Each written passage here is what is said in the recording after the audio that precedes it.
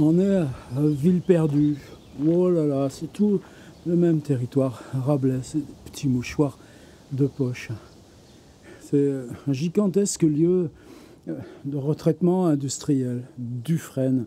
Oh, c'est bien connu, il n'y a pas de secret, mais ça déborde partout. Il y a comme une histoire industrielle, une histoire mais qui rouille sur place. J'aimerais tellement pouvoir aussi peut-être, si un jour là, ils écoutent, l'autorisation d'aller filmer dedans. Mais l'hélicoptère, là, il est lui sur le parking. Oh, il est déjà, même tiens, dans le livre d'Éric Tabouki et Nel Limonier.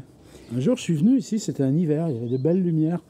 Il y avait deux jeunes gars, je crois ceux qui font les fibres téléphoniques ou des travaux routiers. Et ils avaient mis leur fourgonnette, ils étaient en train de faire leur pique-nique. Puis après, c'était venu voir, là, puis moi je faisais les photos. Et ouais, c'est la dernière guerre. C'était des Algériens, les gars. Moi, j'ai pas osé leur dire. Non, l'appareil là qu'on va visiter, c'est la guerre d'Algérie. C'est juste après la guerre d'Algérie, en 62, qu'il est revenu, qu'on l'a posé là, qu'on a enlevé tout ce qui n'était pas la ferraille, et qu'il est devenu ça.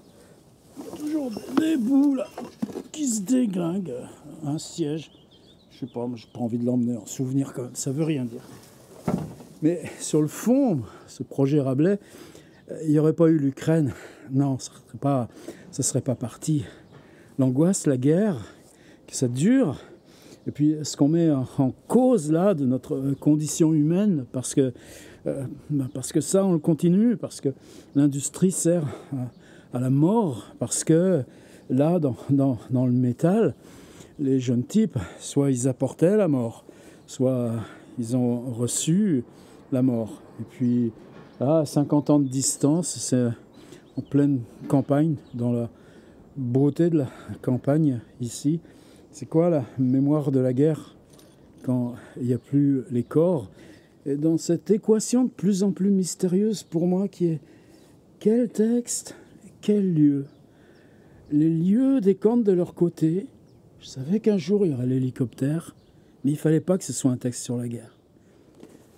Je savais qu'il y aurait une fois lire cet étrange texte, peut-être le plus étrange, un des plus étranges de Rabelais, histoire concernant le trépas des héros.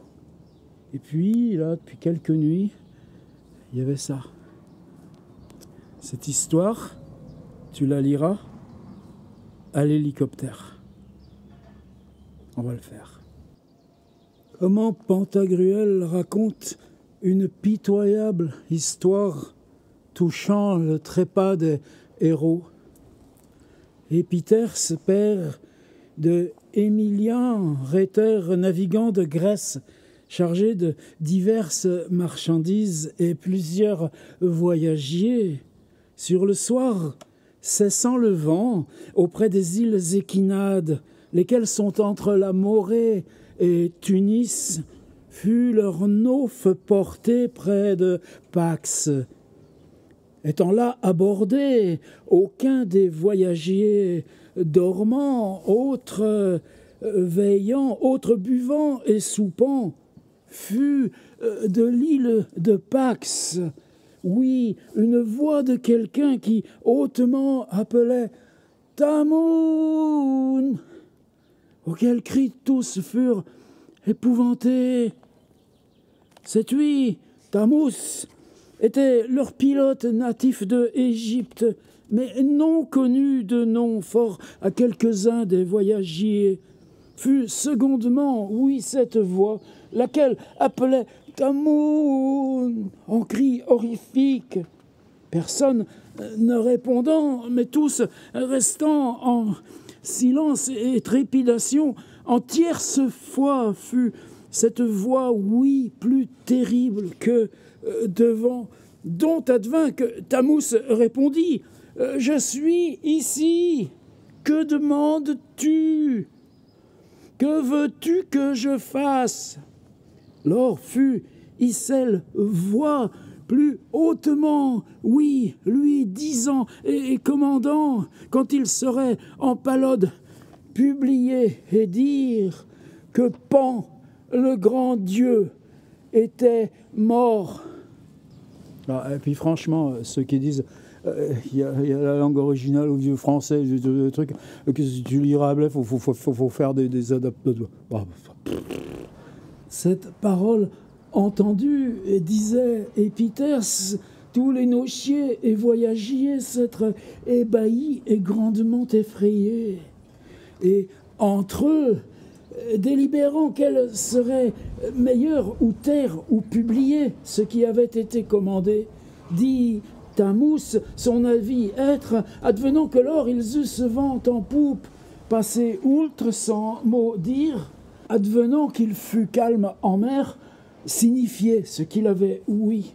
Quand donc furent près Palode, advint qu'ils ne eurent ni vent ni courant, a donc Tamous, montant en proue et en terre, projetant sa vue, dit ainsi que lui était commandé que Pan le Grand était mort. Il n'avait encore achevé le dernier mot quand furent entendus grands soupirs, grande lamentation et effroi en terre, non d'une personne seule, mais de plusieurs ensemble. Cette nouvelle, parce que plusieurs avaient été présents, fut bientôt divulguée en Rome et envoya Tibère César, leur empereur en Rome, quérir celui Tamous. Et l'avoir entendu parler ajouta foi à ses paroles, et se guémentant en gens doctes qui pour lors étaient en sa cour, et en Rome en bon nombre qui étaient cet Pan, trouva par leur rapport qu'il avait été fils de Mercure et de Pénélope. Ainsi, auparavant, l'avait écrit Hérodote et Cicéro au tiers livre de la nature des dieux.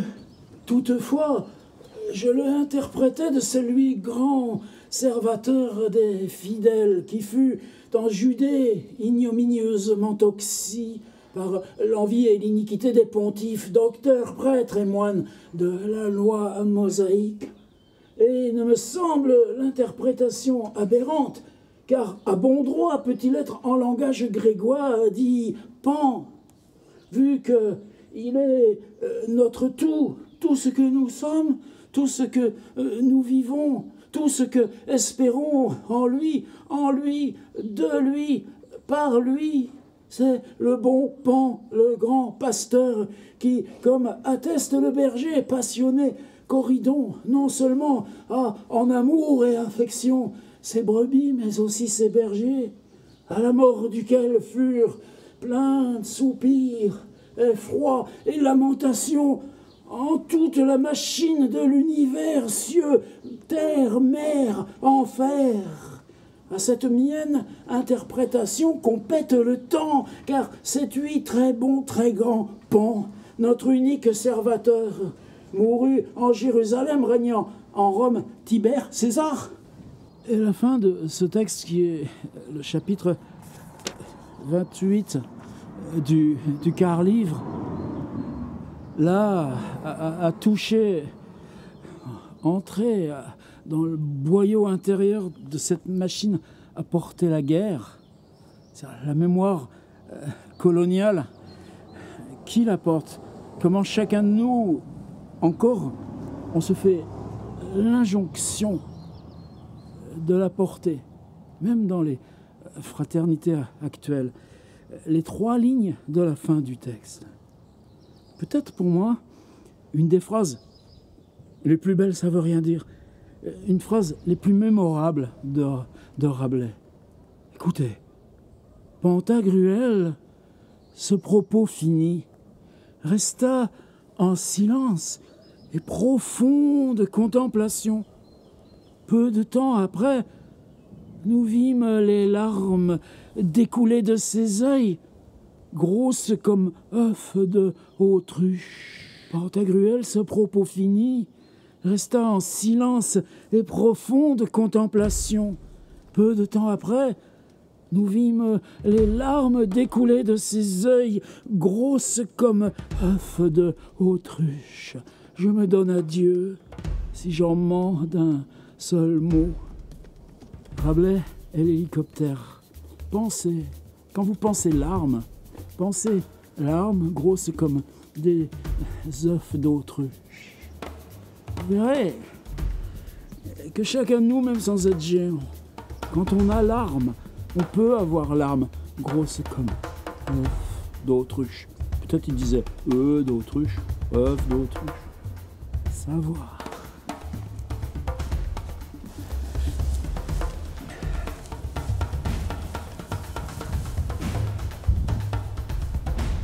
Un au revoir à l'hélicoptère.